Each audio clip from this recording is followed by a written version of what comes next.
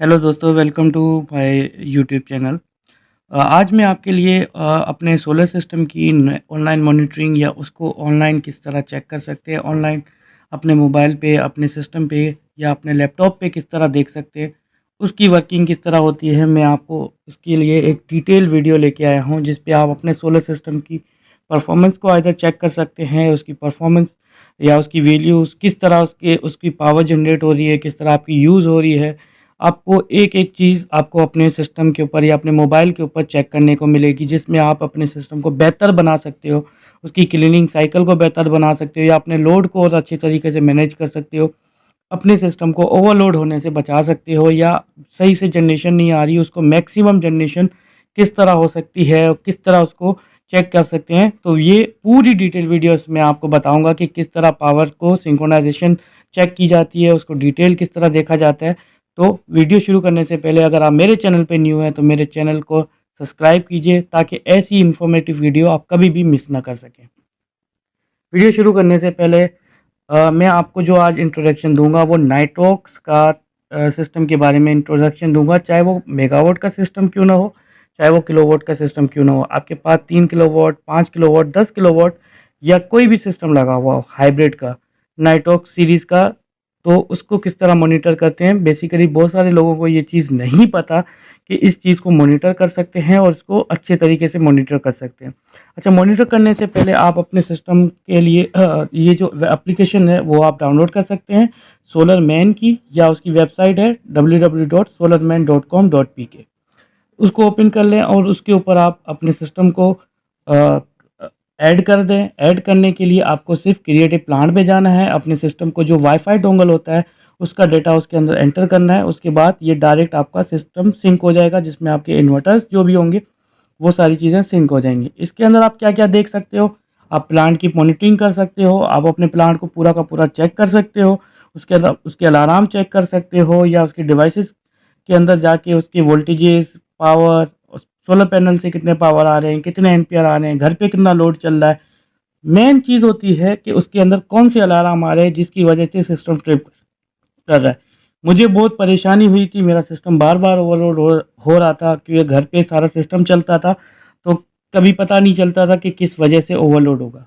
System overload होके trip करके बंद हो गया और ये बड़ा ख़तरनाक होता है कि अपना सिस्टम अगर आपका ओवरलोड होता है, तो वो बार-बार आपका ट्रिप करता है और ट्रिप करने से उसकी आईसीज़, उसके सर्किट्स जल जाते हैं और वो वारंटी क्लेम पे चला जाता है। कभी-कभार इतना ज़्यादा हैवी फ़ॉल्ट आ जाता है ओवरलोड का, और जिसकी वजह से आपका वो जो लाखों रुपए का इन्वर्टर वो जल के तबाह हो जाता है।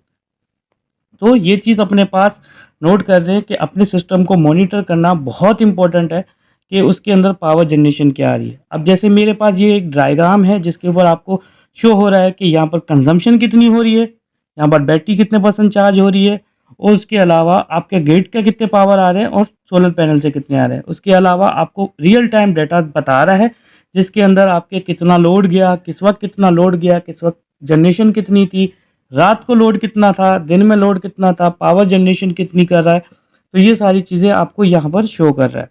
इसके अलावा इसके कस्टमाइज़ पैरामीटर्स हैं जिसमें आप अलग-अलग चीज़ें रख सकते हैं। बैटरी परसेंटेज कब डाउन हो रही है, कब बैटरी ज़्यादा यूज़ हो रही है, कब कम हो यूज़ हो रही है, क्योंकि बैटरीज़ बहुत क्यूजियल होती है और बहुत महँगी होती है। इस पे हम ज़्यादा लोड नहीं डाल सकते। अगर हमने ज़्यादा लोड डाल दिया, घर वालों ने ज़्यादा लोड डाल दिया या आपने जहाँ सिस्टम लगाया है, किसी क्लाइंट ने ज़्यादा लोड डाल दिया, तो ये चीज़ उनके लिए बहुत बेहतर है। जो चीज़ लगा दे के दे रहे हैं, वेंडर लगा के दे रहा है, अपनी सिस्टम की वारंटी दे रहा है, तो वो अपनी सिस्टम को इसी तरह मॉनिटर कर सकता है। अगर वो क्लाइंट नहीं करता, तो एक चीज़ होती है कि आपने ये सिस्टम लगाया, आपके सिस्टम में खराबी है, तो ये चीज़ नहीं होगी। ये हम अपना सिस्टम मॉनिटर कर सकते हैं।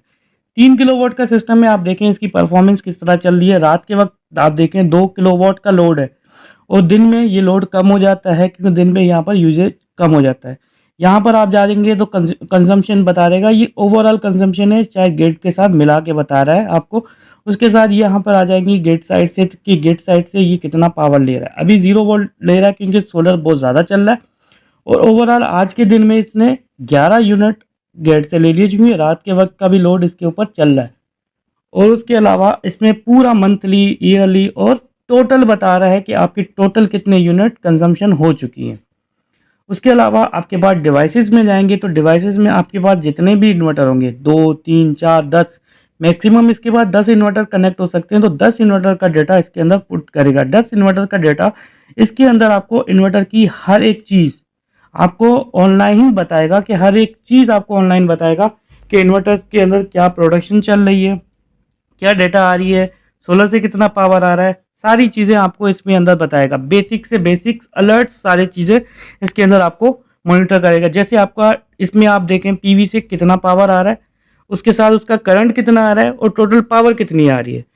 2.2 की आपके पास पावर आ रही है और आगे उसको एसी में कितना कन्वर्ट कर रहा है, 7.9 एम्पियर का लोड और उसकी फ्रीक्वेंसीज आपको बता रहा है। डीसी से पावर आ रही है 2.272 किलोवाट की आपके पास पावर आ रही है, ठीक है। उसके बाद आपकी जो इनपुट आउटपुट जो हो रही है वो 1.7 किलोवाट की हो रही है। अच्छा, उसके बाद गेट पे देखें तो गेट के अंदर आपको यहाँ की वोल्टेज फ्रीक्वेंसी बता रहा है, वोल्टेज भी बता रहा है, सीटीज जो इसके साथ लगती है उसका रेशियो बता रहा है। यहाँ पर आप देखें ये पावर थोड़ी सी बैक कर रहा है -11 जो कि माइनस है और इसका टोटल लोड बता रहा है। बैटरीज कितने परसेंट से चार्ज हो रही है वो आपको बता रहा है कि बैटरी कितने एम्पियर। अब यहाँ पर भी बहुत सारी चीज़ें देखने जैसी होती है कि कभी कभार हमारी सेटिंग सही नहीं होती है, उसकी वजह से बैटरीज बहुत ज़्यादा एम्पियर से चार्ज हो रही होती है, तो वो बैटरीज को डैमेज कर सकती है। उसके साथ इंटरनल टेम्परेचर, ये चीज़ अच्छी होती है कि हाँ आपने जिस जगह पे लगाया है वहाँ पर टेम्परेचर बढ़ता तो नहीं है। इंस्टॉलेशन के टाइम तो हमें पता नहीं चलता कि कितना टेम्परेचर वहाँ पर मेंटेन रहता है। तो यहाँ पर भी एक अच्छी चीज़ है कि वो आपको बता रहा है कि कितने एम्पियर तक आप टेम्परेचर आपका उस साइड पे है, जिसकी वजह से देखिए नॉमिनल वोल्टेजेस और एम्पियर होता है तो हमारा सिस्टम सही वर्क करता है। अगर उससे ज़्यादा टेम्परेचर हुआ तो वो सिस्टम सही वर्क नहीं करेगा। अच्छा, उसके अलावा आपकी लाइट कब गई, कब आई, कब लो सिस्टम शिफ्ट हुआ आपका बैकअप के ऊपर, कब सोलर के ऊपर, तो यहाँ पर भी आपको बहुत सारी चीज़ें बता रहा है, जिसमें आपको देखें रैपिडली फ्रीक्वेंटली आपको देखें ये ट्रिपिंग हो रही है, तो ये ट्रिपिंग फ्रीक्वेंसी की वजह से हो रही है।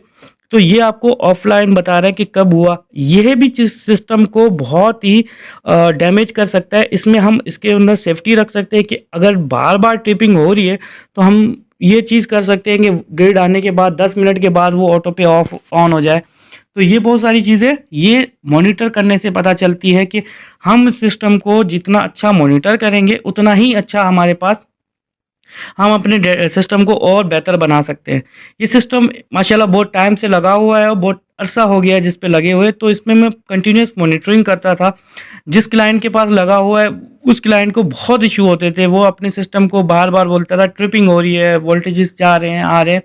तो ये सारी चीज़ें जब मुझे डेटा मिली तो मैंने जब इस डेटा को एनालाइज किया तो मुझे बहुत इजी मिला और उनको बहुत मैक्सिमम पावर में जनरेट करने की उसमें एबिलिटी थी, जो सिस्टम पे वो जनरेट नहीं कर रहे थे। वो रात को यूज़ ज़्यादा कर रहे थे, दिन में यूज़ कम कर रहे थे, इस वजह से उनको डेटा को समझ में नहीं आ रही थी कि उनका पावर कितना है।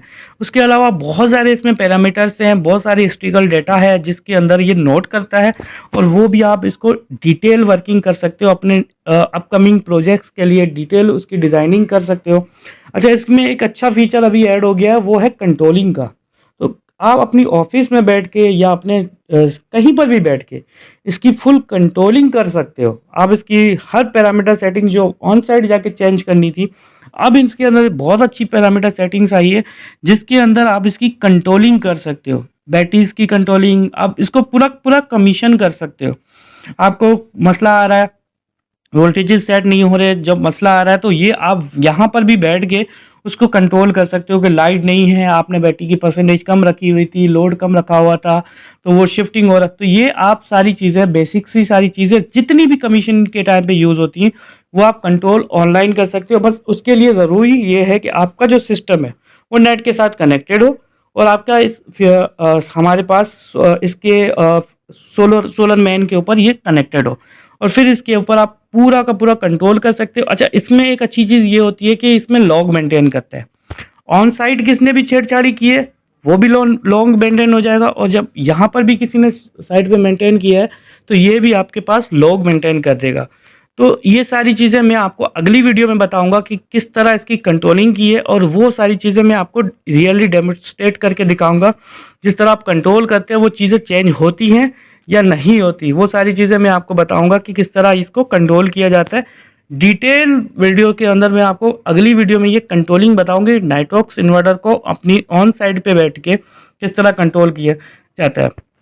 कभी कभार ये होता है कि इंस्टॉलेशन करने के लिए हमारे इलेक्ट्रिशियन जाते हैं जिनको सेटिंग करनी नहीं आती, तो हम उसको ऑन साइड यहाँ पर बैठ के उसको हम कंट्रोलिंग कर सकते हैं।